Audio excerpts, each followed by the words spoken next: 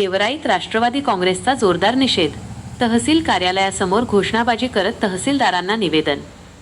गेवराई येथे आज राष्ट्रवादी काँग्रेस पार्टीच्या वतीने उपमुख्यमंत्री श्रीमती सुनेत्रा अजित पवार यांच्याविषयी काँग्रेस प्रदेशाध्यक्ष हर्षवर्धन सपकाळ यांनी केलेल्या कथित अपमानकारक वक्तव्याचा निषेध करण्यात आला।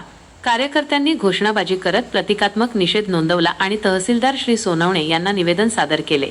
यावेळी तालुकाध्यक्ष भाऊसाहेब नाटकर, कृषी उत्पन्न बाजार समितीचे सभापती जगन्नाथ काळे, उपसभापती श्रीहरी पवार, माजी सभापती कुमारराव ढाकणे, मुजीब पठाण, माजी नगराध्यक्ष महेश दाभाडे, विनोद सौंदरमन, नगरसेवक शेख खाजा मामू, दादासाहेब घोडके, रवींद्र बोराडे, एस.वाय. अन्सारी, दादाराव रोकडे, गोरख शिंदे, विलास सुतार, जालिंदर पिसाळ, सचिन मोटे, कृष्णा मुळे, दत्ता दाभाडे यांच्यासह राष्ट्रवादी काँग्रेसचे शेकडो पदाधिकारी आणि कार्यकर्ते मोठ्या संख्येने उपस्थित होते।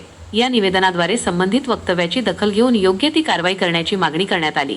आर्यव्रत न्यूज मराठीसाठी प्रतिनिधी मदन भुसारे, गेवराई।